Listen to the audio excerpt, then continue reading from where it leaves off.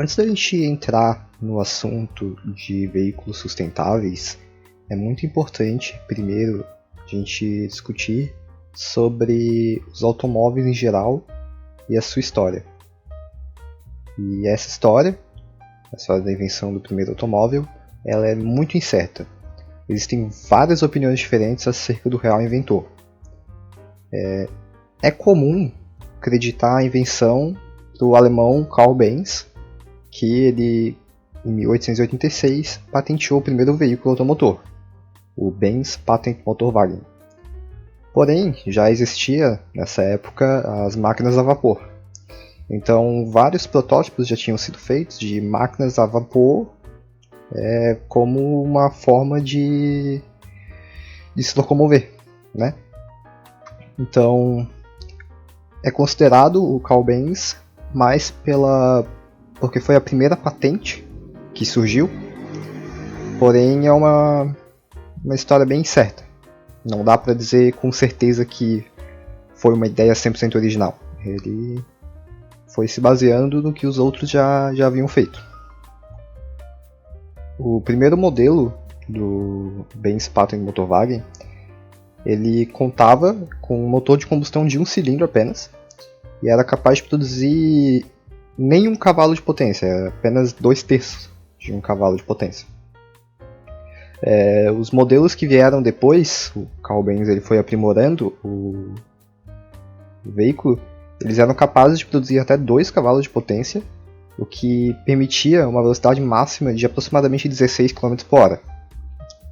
No total, apenas 25 carros foram produzidos entre 1886 e 1893, e agora eles são preservados para exibição ao público em um museu da Mercedes-Benz. Aqui tem uma imagem do primeiro modelo. Então, ele era, na verdade, um triciclo, como dá para ver. Sobre os veículos sustentáveis, existem vários tipos, como, por exemplo, os veículos elétricos, os veículos a vapor, veículos a ar comprimido, veículos a hidrogênio, etc. Existem muitos tipos diferentes de veículos sustentáveis, mas neste trabalho a gente vai focar principalmente no veículo elétrico, já que ele é de longe o tipo de veículo sustentável mais falado e mais conhecido. A gente vai comparar o veículo elétrico com o tradicional veículo a combustão interna, apontando as suas vantagens e as suas desvantagens.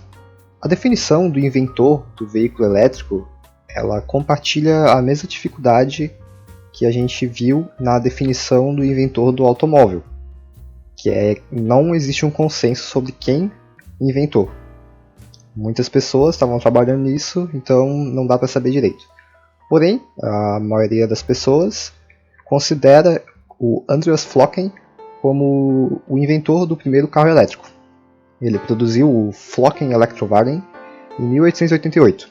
Então isso foi 2 anos depois da invenção do Carl Benz. Então, como dá para ver, o veículo elétrico ele não é algo novo. O veículo elétrico já existe há muito tempo. 2 anos depois da primeira patente de um veículo com combustão interna, surgiu um veículo elétrico.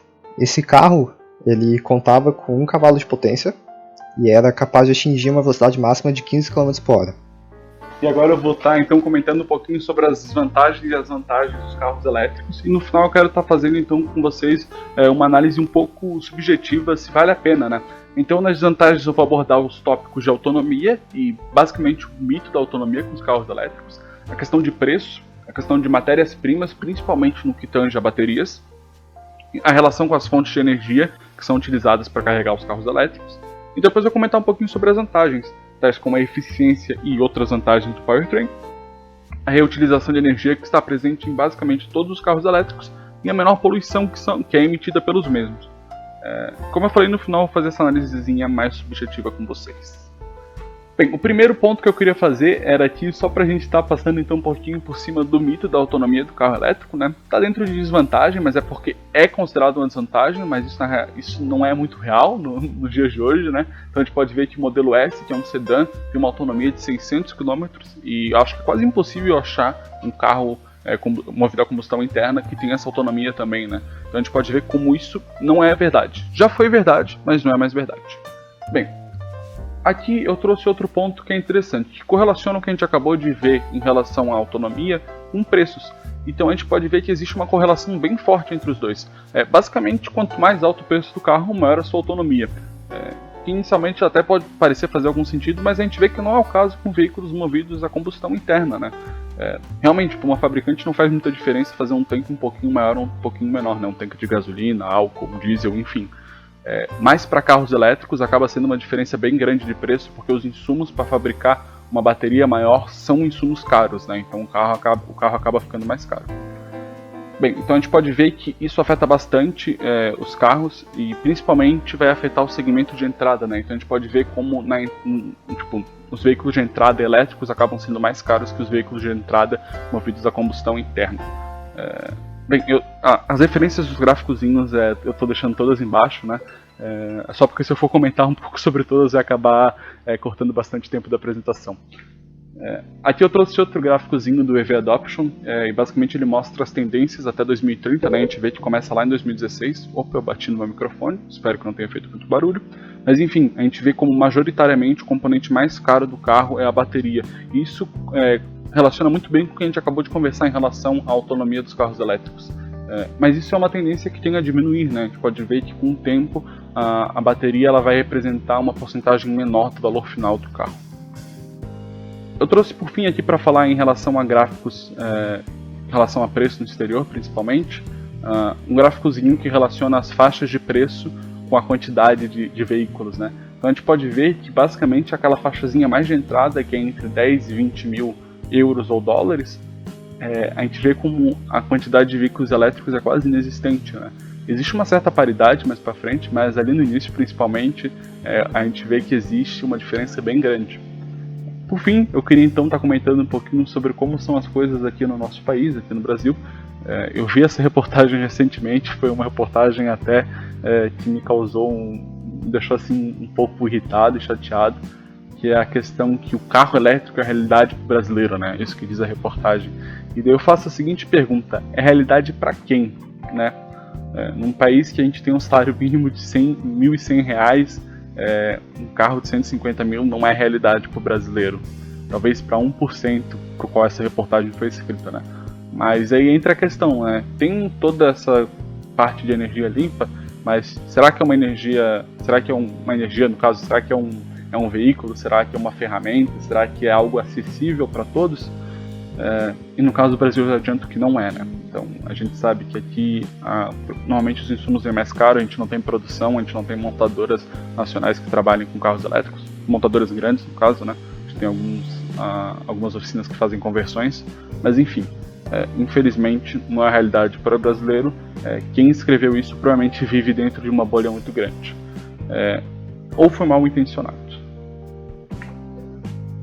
Show de bola! Então, passando para o próximo ponto, eu queria falar um pouquinho com vocês sobre os insumos para a fabricação de bateria, em especial lítio e cobalto, mas mais especificamente o cobalto, né, que foi até o título que eu coloquei para esse slide.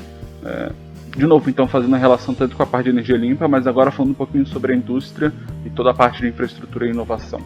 O cobalto ele é muito utilizado ainda em baterias, né? É algo que as fabricantes elas querem estar se afastando da utilização de cobalto por razões que eu vou explicar para vocês daqui a pouco. Mas basicamente ele é necessário ainda para fabricar as baterias, é utilizado em muitos carros ainda, e agora os carros estão começando a migrar para fora disso. Só para vocês terem uma noção de quantas baterias são produzidas, ali em cima eu tenho uma bateriazinha de lítio, bem padrão. E embaixo a gente pode ver o pack do modelo S, a gente pode ver como existem diversas baterias, né? Tem milhares de baterias ali. Então a gente pode ver como acaba se tornando um problema bem grande. O maior problema com a questão das baterias ainda tem sido a questão de produção e demanda, né? Existe uma demanda muito grande e a produção ela não está conseguindo se manter ao nível. A Tesla recentemente inaugurou a Gigafactory, que é uma fábrica gigante, no Texas, se eu não estou enganado. E basicamente o que está acontecendo é que eles estão fabricando baterias não só para eles, mas para outras fabricantes também, né, de veículos, porque eles sabem que existe essa demanda muito grande. E daí, em relação ao cobalto que eu tinha comentado, por que as fabricantes estão querendo se afastar muito do cobalto, né? Bem, por um motivo bem simples, e algo que é bem triste também se a gente for parar para pensar. O cobalto, ele basicamente, as reservas, elas se encontram 60% na República Democrática do Congo, e existem muitos relatos de trabalho infantil. Então, de novo, né, a que custo essas baterias realmente estão sendo produzidas? Será que isso vale a pena? E, bem, não vale a pena, né? A partir do momento que envolve trabalho infantil, é claro que não vale a pena. Mas como que a gente pode tornar isso uma atividade, como essa produção pode se tornar algo que seja sustentável, tipo, não só sustentável do ponto de vista de planeta, tipo, verde e algo ecologicamente neutro, mas algo que seja ético também, né? Então, a gente sabe que a demanda de cobalto é algo que é muito grande, como eu falei, 60% das reservas estão na República Democrática do Congo, e basicamente as empresas estão tentando migrar um pouquinho disso, né? Porque existem até pesquisas que mostram que nunca vamos conseguir bater tipo, nunca vai conseguir ter a produção de cobalto necessária para manter. E além disso, tipo, outros materiais que estão em conjunto com o cobalto podem acabar causando poluição e certos desastres ambientais. Então o que acontece é que as empresas têm tentado migrar para fora disso. Mas ainda assim, existe essa marca muito grande, né? Ainda é um problema muito grande na questão de fabricação. Eu arrisco dizer que talvez seja o maior problema em relação, tipo, às desvantagens dos veículos elétricos, né? Que é a produção das baterias, porque ao mesmo tempo que o carro ele pode ser muito sustentável, a produção dele acaba não sendo tão sustentável ainda. Mas isso tende a mudar com a descoberta de novas tecnologias e inovação no setor industrial. Bem, agora comentando então um pouquinho sobre assuntos de energia, o fato de um carro ele ser elétrico não significa que ele vai ser verde, não significa que ele vai ser ecológico. Depende muito da localização onde tu está carregando o teu carro. Se tu mora num país onde só existem termoelétricas a carvão, o teu carro elétrico não vai ser realmente muito ecológico, porque basicamente é como se tu estivesse pegando o teu escapamento e colocando ele em outro lugar. Tu ainda está emitindo todos esses poluentes, só que indiretamente. Então a gente vê que existe uma fortíssima relação entre a sustentabilidade dos carros elétricos e a matriz energética no qual os mesmos estão inseridos. Tem essa chargezinha aqui que eu acho bem bacana. Então tem um cara ali dirigindo o carro a diesel e ele fala: nossa, eu estou me sentindo muito sujo. E ele está dirigindo o carro elétrico e ele fala que se sente muito limpo. Mas se a gente for ver, tipo, o carro elétrico está ligado numa termoelétrica. Pelo menos parece uma termoelétrica pelo desenho. Então, existe esse problema ainda em alguns lugares. Não é um problema tão grande quanto parece. Isso já foi desmistificado que, mesmo levando em relação a isso, principalmente pela eficiência dos carros elétricos, acaba não sendo tipo, tão poluente quanto um veículo a combustão interna, mas ainda é um problema a se pensar. Bem, agora vamos então falar sobre os pontos positivos, finalmente. Existem vários pontos positivos no que diz respeito ao powertrain. Então, existem duas conversões principais, né? Isso ignorando um pouquinho da questão da conversão química que ocorre nas baterias. E a primeira é a conversão de energia elétrica. Então, os inversores eles têm que transformar a energia que está nas baterias, que está em corrente contínua, em energia alternada, porque os motores normalmente são motores de indução. E inversores eles usam tecnologias chaveadas, inclusive esses conversores chaveados foram o que permitiram, por exemplo, o homem ir para a Lua, porque foram conversores que permitiram que as coisas se tornassem mais pequenas, né? Nossos carregadores de celular, por exemplo, são conversores chaveados, as fontes de computador são conversores chaveados. Em contrapartida, por exemplo, um micro-ondas, que é algo gigante e pesado, tem um transformador grandão lá dentro, né? Porque ele precisa. Então a gente vê como os conversores chaveados foram algo que no geral ajudam bastante. E eles estão presentes nos carros elétricos, né? Eles chaveiam, então, os motores, os polos dos motores para fazer os carros funcionarem. E a segunda é a conversão de energia para energia mecânica, no caso, né, que ocorre no motor. Então pegar a energia elétrica e converter em energia mecânica. E um motor de combustão interna, por exemplo, tem 40% de eficiência e um motor elétrico chega a ter 85% e tem valores na casa dos 98%, né? Então a gente vê como é um powertrain muito mais eficiente. E por fim, motores elétricos eles conseguem trabalhar numa faixa maior de RPM, sendo eficientes, então acaba que muitos carros não chegam nem a utilizar a transmissão. Além disso, motivos como esse, o carro é muito silencioso. E também, um ponto de vista assim, que é algo até mais de performance, é a questão do torque instantâneo, né? Então esses carros elétricos oferecem torque, que é um torque instantâneo que vem desde o início, e acaba sendo muito bom. A questão de transmissão, ela representa uma grande diferença de eficiência, né? Então se a gente for ver aqui no motor a combustão interna, nesse gifzinho, a gente pode ver que o torque maior, ele está numa faixa, né? Ele não é algo contínuo. Então a transmissão justamente faz com que o motor opere mais ou menos sempre no mesmo RPM, né, nas mesmas rotações por minuto. Já o motor elétrico, a gente vê que o torque está presente lá sempre, e é um pouco mais indiferente do RPM. Ainda assim, existem algumas empresas agora que estão implementando caixas de transmissões em carros elétricos, mas aí passa a ser mais para algo por performance, assim, né, para atingir velocidades maiores e outros pontos. Pois bem, então agora comentando um pouquinho sobre a reutilização de energia. Carros elétricos, eles têm um conceito muito legal, que é a frenagem regenerativa. Bem, frenagem regenerativa é basicamente tu utilizar o motor do teu carro como um gerador. Então, basicamente, teu carro ele tá andando, né? Pensa, tu tá com o carro acelerado, tá andando, e tu precisa frear. Só que tu tem uma energia cinética no carro, né? Normalmente o que aconteceria, como acontece em carros a combustão interna, é que conforme tu vai pisando no freio, o freio vai aquecendo, então tipo, é como se tu estivesse desperdiçando essa energia. E os carros elétricos, eles têm uma alternativa que acaba sendo muito mais sustentável, né? E que de novo entra tipo, junto com a ODD ali em relação à energia limpa e acessível, que é a questão do freio regenerativo. Então basicamente tu usa o motor do teu carro para tá gerando energia, né? Então tu pega essa energia que estaria sendo do carro desacelerando e tu joga essa energia de volta nas baterias. Então, por exemplo, se está descendo o Morro da Lagoa aqui em Florianópolis, no topo do morro e tu for descendo, é provável que quando tu chegar na base do morro, embaixo do Morro da Lagoa, tu tenha mais bateria do que quando tu começou. O que é algo bem bacana, assim, se a gente for parar para pensar. Então, essas são algumas das vantagens. Ele é muito utilizado em veículos híbridos também, né? Eu sei que o foco aqui são veículos elétricos, mas veículos híbridos utilizam muito desse ponto, e é algo bem bacana. E aqui tem um gifzinho mostrando, né? Então tá acelerando, e a partir do momento que entra como modo gerador, o carro começa a converter essa energia cinética que ele tem de volta para energia elétrica para ser armazenada nas baterias. Por fim, então vamos falar um pouquinho então sobre a menor poluição. E primeiro, a eficiência dos carros ajuda muito com isso, mas também existem vários estudos que realmente comprovam que carros são mais eficientes, né? Então, existe um estudo que ele foi publicado pelo Conselho Internacional de Transporte Limpo, que é um grupo de pesquisa sem fins lucrativos, né? E segundo o Conselho, existe uma grande eficiência atrelada aos carros elétricos. Então, a gente vê que, por exemplo, eu trouxe aqui, eu grifei essa parte aqui, que as emissões dos carros são 66% a 69% mais baixas do que um carro a gasolina na Europa. Isso varia um pouco de lugar para lugar, por exemplo, na Índia essa taxa é muito mais baixa, mas isso também já leva em conta toda a questão da matriz energética, então a gente vê como os carros realmente são mais eficientes, são mais limpos, e são mais sustentáveis, são mais ecológicos. Aqui embaixo eu também deixei o linkzinho da matéria, né? Eu sei que eu podia ter colocado lá nas referências, mas eu achei interessante colocar aqui, que fica bem acessível. E também comentar que tipo, nessa matéria, que também tem um link para esse artigo, fala como existe um lobby contra veículos elétricos, né? Realmente, as empresas que produzem veículos a combustões não têm muito interesse que os veículos elétricos dominem o mercado, então acaba tendo muito disso, né? Mesmo sendo uma tecnologia melhor, uma tecnologia mais limpa, infelizmente a gente sabe que acaba sendo o dinheiro que manda no mundo e a gente acaba tendo esses problemas bem grandes. Tendo tudo isso em vista, no final das contas, vale a pena?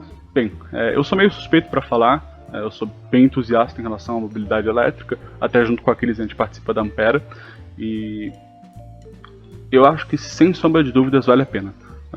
Acho que a única coisa que a gente tem que tomar bastante cuidado é que carros elétricos por si só não são a solução para os problemas, né? Tem que ter uma matriz energética limpa, e tem os outros pontos, que é a questão de acessibilidade. Infelizmente, carros elétricos não são acessíveis para o consumidor comum, para as camadas mais pobres da população, ou dependendo dos países, até as camadas mais médias ou mais ricas. E também a gente tem que ver os impactos que tem, né? Não só os impactos ambientais, como é a questão de mineração de certos recursos para baterias, mas os impactos sociais também, né? Como eu trouxe toda aquela situação com o trabalho infantil no Congo. Eu acho que mitigando esses problemas e resolvendo esses problemas, carros elétricos tendem a ser algo que vai realmente revolucionar a forma como a gente se move, a forma, no caso, a questão de toda a questão de mobilidade, e pode vir a ser algo muito bom para toda a humanidade. Para analisarmos os tópicos de infraestrutura de energia sustentável, iremos observar as ODS de número 9 e de número 7, fazendo uma análise do passado, observando as diferenças entre os veículos elétricos, a vapor e a combustão, e a infraestrutura disponível no seu tempo. Depois, iremos observar os eletropostos e suas necessidades, os incentivos e as iniciativas presentes hoje em dia e os impactos ambientais. Devido à Revolução Industrial, surgiram as primeiras sociedades focadas em pesquisa e desenvolvimento, cujo objetivo era gerar novas tecnologias para que a indústria pudesse utilizar. A automobilística não ficou de fora, e na década de 1890, o seu mercado era dividido principalmente entre veículos elétricos e a vapor. Nos Estados Unidos, por volta de 1900, existiam cerca de 1.575 veículos elétricos, 1.681 veículos a vapor e 936 veículos a gasolina, mostrando que existia uma disputa quase igualitária entre esses três tipos de propulsão. Porém, por volta de 1914, devido à guerra, o uso de veículos elétricos foi diminuído, pois estes não eram tão eficientes e suas baterias, por mais que tecnológicas, estavam caras e dificultavam seu uso na guerra. Existem outros motivos para o declínio na busca por veículos elétricos. Entre eles estão: o sistema de produção proposto por Henry Ford permitiu uma diminuição nos preços dos veículos a combustão. A partida elétrica substituiu a manivela de arranque para os motores a combustão, facilitando seu uso. As rodovias nos Estados Unidos já interligavam boa parte do país, ou seja, os carros precisavam de uma autonomia muito maior para ir de um ponto ao outro. E o petróleo descoberto no estado do Texas barateou consideravelmente o preço do combustível no local. A grande deficiência na distribuição da energia elétrica gerou problemas para os veículos, pois ela era utilizada geralmente para iluminação e presente somente na casa dos mais ricos ou em grandes centros urbanos, enquanto nas zonas rurais ou locais mais afastados ela era quase inexistente, restringindo os donos dos veículos elétricos aos centros urbanos ou às proximidades de suas casas. Pela falta de competitividade do veículo elétrico e da infraestrutura presente para eles, aos poucos foi-se optando pelo motor a combustão como principal forma de propulsão para esse tipo de veículo. Com o passar do tempo, os veículos elétricos voltam a ter destaque, por volta da década de 70, devido à crise no petróleo, que causou o aumento no preço dos combustíveis. Junto a isso, ocorreram os primeiros debates sobre os impactos ambientais causados por eles. Posteriormente, na década de 80, o conceito de desenvolvimento sustentável motivou a pesquisa por alternativas tecnológicas e fontes energéticas menos poluentes. Houveram incentivos e estímulos governamentais para que ocorresse a inserção de veículos elétricos no mercado. Porém, algumas montadoras alegaram custos maiores aos veículos e também danos ao meio ambiente proporcionais devido ao uso de chumbo nas baterias. Somando isso, grandes petrolíferas começaram a boicotar esses incentivos, patrocinando políticos que fossem contrários às alternativas não poluentes. Isso mostra que, com o passar do tempo, o veículo elétrico foi caindo em desuso e foi se dando prioridade para os veículos a combustão, pois a sua infraestrutura era mais fácil de ser aplicada e muito mais presente nos países. A título de curiosidade, a primeira foto trata-se do veículo E400 da Gurgel, uma fabricante nacional, que foi o primeiro elétrico a ser produzido em série no Brasil. A segunda imagem diz respeito ao Toyota Prius, um híbrido presente no mercado desde 97, com alta taxa de eficiência e alta taxa de aprovação. A maior desvantagem dos veículos que são totalmente elétricos é o tempo necessário para recarregar suas baterias, podendo alcançar algumas horas. Em comparação com os veículos a combustão, eles levam somente alguns minutos para reabastecer completamente seu tanque. Uma alternativa para recarregar os veículos elétricos é o uso de eletropostos, que podem ser principalmente de 4 tipos. O primeiro é o doméstico, ou seja, recarregar em casa através de tomadas adaptadas, principalmente durante a noite para usar na manhã seguinte. A segunda alternativa é a recarga em locais de trabalho, onde os escritórios das empresas disponibilizam os eletropostos para abastecer enquanto o funcionário cumpre seu turno. O terceiro tipo mais comum é o tipo público, que é localizado perto de vias públicas com grande demanda, perto de estacionamentos, shoppings ou hospitais, onde a recarga pode ser feita de 2 modos principalmente, o modo rápido ou super rápido, para que o veículo possa ser usado o mais rápido possível. O quarto tipo, menos comum, é o modo swap, onde, em estações propícias para alguns tipos de veículos, a bateria é trocada completamente por uma versão carregada, isso podendo levar de 2 a 3 minutos. Como os eletropostos são uma das medidas mais eficientes para o incentivo e também para a recarga das baterias dos veículos elétricos, alunos da Unicamp modelaram um estudo para a cidade de Campinas, em São Paulo, levando em conta a rede elétrica do local, a população, o trânsito, a frota, para encontrar a melhor alocação dos eletropostos na cidade. Para isso, eles devem ser colocados em locais que privilegiem o maior fluxo de veículos. Segundo, eles devem ser instalados em médias tensões com transformadores dedicados, pois assim não afetam tanto a rede elétrica. Caso não haja médias tensões nas proximidades, pode ser feito utilizando baixas tensões, desde que os transformadores próximos tenham capacidade de atender a demanda. Esta é uma imagem dos possíveis 50 pontos na cidade de Campinas. E bom, ao seguirmos essas recomendações, a rede elétrica é pouco afetada pela presença dos eletropostos. Também, se essas recomendações forem feitas, o uso dos eletropostos facilita a inserção dos veículos elétricos, incentivando seu uso, uma vez que sua recarga pode ser feita fora de casa. Para que cada vez mais os veículos elétricos sejam utilizados, estão sendo tomadas diferentes iniciativas e incentivos. Por exemplo, Portugal criou uma rede de abastecimento em todo o território nacional, para que os carros de diferentes fabricantes e modelos possam utilizar os mesmos conectores para serem recarregados. A Holanda, com parceria da iniciativa privada, espalhou mais de 200 estações de carregamento rápido pelo país. A Europa criou um padrão e disponibiliza através de um aplicativo o manejo para que todos os modelos possam utilizar as estações de carregamento em todo o território. A Tesla, que é uma fabricante de veículos totalmente elétricos nos Estados Unidos, disponibiliza sem custos adicionais aos seus usuários uma série de superchargers espalhados pelos Estados Unidos, pela Europa e pela Ásia. A primeira foto é de um supercharger da Tesla e a segunda foto é de uma estação de bateria swap, referida anteriormente. Alguns governos, motivados por metas a longo prazo para frear e modificar os efeitos do aquecimento global e as mudanças climáticas, estão incentivando cada vez mais o uso de veículos elétricos e a redução do uso de petróleo, estabelecendo metas para que o mercado possa utilizar cada vez mais os veículos elétricos. Alguns governos estão fornecendo subsídios, incentivos fiscais ou regulamentações para favorecer o uso dos veículos elétricos no mercado. Por exemplo, França, Estados Unidos, Reino Unido e China possuem alguns sistemas de metas de veículos a serem vendidos e bônus em dinheiro para quem comprar desse modelo. Com enfoque em diminuir os impactos ambientais, o uso de veículos elétricos traz diversas vantagens não só para o usuário, como para o meio ambiente. Primeiramente, ao utilizar energia elétrica, oriunda de fontes renováveis, deixa-se de extrair o combustível fóssil, que seria queimado, e seria liberado CO2 na atmosfera. Além disso, a energia elétrica geralmente é mais barata do que o combustível.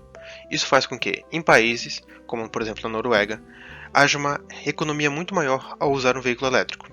Porém, na Alemanha, como a diferença entre os preços da energia elétrica e do combustível é menor, essa economia é um pouco reduzida. Existe uma possibilidade de tarifar a energia elétrica como combustível para os veículos elétricos. Porém, isso não é visto como uma opção para os governos, pois eles usam a alternativa da energia elétrica para incentivar a compra dos veículos. Como os motores a combustão são um dos maiores emissores de gases de efeito estufa, a alternativa para o motor elétrico é uma das melhores, pois a eficiência do motor, ou seja, a energia consumida que é convertida de fato em trabalho, para os motores elétricos é de torno de 90%, enquanto para os motores a combustão é em torno de 40%. Isso mostra que, se trocarmos para motores elétricos, além de deixarmos de emitir gases prejudiciais à saúde, faremos o melhor uso da energia disponível para o mundo nos veículos. Uma pesquisa feita pelo BNDES mostra que o aumento no número de automóveis no Brasil certamente irá demandar uma quantidade maior de energia nos próximos anos, o que torna o uso da energia elétrica para o setor de transportes uma alternativa interessante, pois diminui o número das emissões de carbono. Outro fator é que no Brasil, a eletricidade é gerada por um sistema confiável, interligado e de baixo custo comparado ao sistema de combustíveis, fazendo com que os veículos elétricos possam ser carregados em horários de baixo consumo e descarregados em horários de alto consumo. Para compreendermos como a substituição dos veículos a combustão por veículos elétricos influencia no terceiro objetivo de desenvolvimento sustentável da ONU, de garantir a saúde e o bem-estar da população humana, temos que entender quais são os impactos à saúde pela emissão de gases por queima de combustíveis fósseis. Em 1952, ocorreu um fenômeno climático de inversão térmica na cidade de Londres que impediu dos poluentes de saírem da cidade, permanecendo o ar poluído por 3 dias. Como consequência, o aumento de mortalidade do ano foi de 4.000 pessoas. Esse evento foi conhecido como The Great Smog of London, ou o Grande Nevoeiro de Londres. Casos como este são importantes para a compreensão do potencial de impacto da queima de combustíveis fósseis para a saúde, e é preciso reconhecer o perigo que o contato com essas substâncias podem causar. Os poluentes emitidos pelos veículos automotores mais expressivos são monóxido de carbono, óxidos de enxofre, óxidos de nitrogênio, hidrocarbonetos e material particulado fino. Em relação à emissão na atmosfera, um estudo na frota de mais de 8 milhões de veículos na cidade de São Paulo mostra que os veículos são responsáveis por 98% das emissões de monóxido de carbono, 97% de hidrocarbonetos, 97% de óxido de nitrogênio, 52% de material particulado fino e 55% de óxidos de enxofre. o que mostra que a emissão de compostos por veículos automotores em específico é muito expressiva. Em um artigo escrito por Stefanie Dapper, Caroline Spohr e Roselaine Zanini, de 2016, ocorre uma análise sistêmica de diversas fontes e produções acadêmicas, analisando os riscos da poluição do ar para a saúde, utilizando do estado de São Paulo para local de análise, e também se relaciona a substâncias nocivas e suas respectivas doenças, que vão ser apresentadas a seguir. O monóxido de carbono ele é capaz de impedir a oxigenação dos tecidos vitais do organismo, e em grandes quantidades pode levar à morte por envenenamento do sistema cardiovascular. Também foram encontradas análises estatísticas de relação entre monóxido de carbono e casos de infecções em vias respiratórias superiores na cidade de São Paulo. Em relação aos óxidos de enxofre, mais especificamente ao dióxido de enxofre, estudos indicam que, mesmo em níveis aceitáveis da presença do ar, eles estão associados com uma incidência maior de pneumonia e gripe em idosos, e também podem aumentar as chances de internação por doenças respiratórias. Os óxidos de nitrogênio apresentam riscos de gerar problemas respiratórios, principalmente em crianças sinalados. E também foram encontradas relações para pessoas com asma, que podem sofrer problemas adicionais se expostas à substância. Para introduzir sobre o material particulado fino, um artigo escrito por Nils Araújo, Karina Abbe e Simone Miralha, de 2016, conceitua o material particulado fino como sendo a substância mais prejudicial à saúde e associada às mortes prematuras, dentre os compostos poluentes do ar. Ele é uma mistura de poluentes e varia com a época do ano, geografia e diferentes fontes de poluição presentes. São partículas e gotículas extremamente pequenas que podem conter ácidos, metais, poeira, que são nocivos ao organismo. De acordo com um artigo de Dapper e outros, essa partícula fina proveniente da queima de combustíveis, principalmente do diesel, agrava incidências de asma brônquica, dentre outras doenças alérgicas. Além disso, no artigo também é citado um estudo em São Paulo, publicado em 2006, que associa a inalação de material particulado ao incremento de 4,6% nas internações por asma em criança, 4,3% por doença pulmonar obstrutiva crônica em idosos e de 1,5% por doença isquêmica do coração também em idosos. Em mais um dos estudos citados, encontra-se uma relação no município de São José dos Campos, em São Paulo, de que um aumento de 10 microgramas por metro cúbico de material particulado aumenta em 13% o risco de internação por hipertensão e em 12% por acidentes vasculoencefálicos, o que são números expressivos.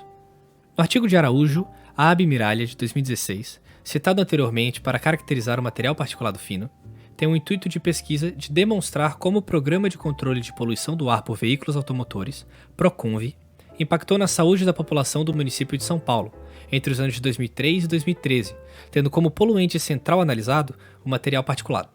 Dentre as diversas formas de avaliação de impactos à saúde, a metodologia de análise escolhida pelo artigo foi a AIS, a Avaliação de Impacto à Saúde, que é uma combinação de métodos, procedimentos sistêmicos e ferramentas estatísticas que avaliam um projeto em relação à sua influência na saúde humana. Através da AIS, foi possível construir um gráfico de média de material particulado presente no ar em microgramas por metro cúbico e da mortalidade cardiovascular entre os anos de 2003 e 2013, demonstrando um comportamento parecido, e uma maior incidência de mortalidade no inverno, o que levou a considerar outras influências da mortalidade além da quantidade de poluentes, como a temperatura e a umidade. Mesmo levando em consideração outras fontes de agravação da mortalidade cardiovascular, foi possível encontrar através de um estudo técnico e estatístico que existe uma relação entre a presença de material particulado e a incidência da mortalidade cardiovascular, e que o PROCONVE impacta positivamente, pois a redução de material particulado foi evidente, e uma estabilidade na mortalidade, mesmo com o aumento da população, são sinais positivos de redução de problemas cardiovasculares, porém, ainda são pertinentes os problemas à saúde pela poluição do ar. Como exemplo de formação de material particulado fino pela emissão dos poluentes de veículos automotores, a tese de Vanderlei Borsari, publicada em 2014, estudou os níveis de amônia expelidos pelos diferentes combustíveis de veículos. Esta substância, além de causar danos diretamente ao organismo, sofre reações secundárias na atmosfera que sintetizam o material particulado fino. Como conclusão do estudo, encontrou-se uma relatividade dos níveis de emissão dependendo dos meios de condução do veículo, tendo níveis superiores no ciclo de condução urbana, o que implica uma maior emissão de amônia nas regiões urbanas por parte de queima de combustíveis fósseis, se comparado com as fontes mais comumente associadas, como a atividade agrícola. Além dos impactos diretos ao organismo através de doenças respiratórias e cardiovasculares, a precarização da qualidade de vida também é evidente. No contexto social, com a diminuição da poluição do ar, também segue o aumento das atividades ao ar livre, maior convivência com familiares e comunidade, atividades físicas e, consequentemente, menor incidência de estresse e doenças psicológicas. Dessa forma, entende-se como a substituição dos veículos a combustão pelos veículos elétricos, levando em consideração a emissão direta de poluentes na atmosfera pela utilização de combustíveis fósseis, pode ser de grande vantagem para a saúde e o bem-estar de uma população humana. Como conclusão da pesquisa bibliográfica feita sobre os diversos setores de influência dos veículos elétricos como alternativa aos de combustão, compreende-se que estes veículos representam um enorme potencial de mobilidade limpa, se investido o suficiente em uma matriz energética igualmente limpa. Os impactos na saúde dos veículos a combustão interna serão mitigados, a qualidade de vida com menor poluição do ar será maior, investidos na infraestrutura de eletropostos, de distribuição de energia elétrica, incentivos fiscais para o barateamento e acesso aos veículos, eles têm tudo para ser um meio de mobilidade universal e de muita sustentabilidade.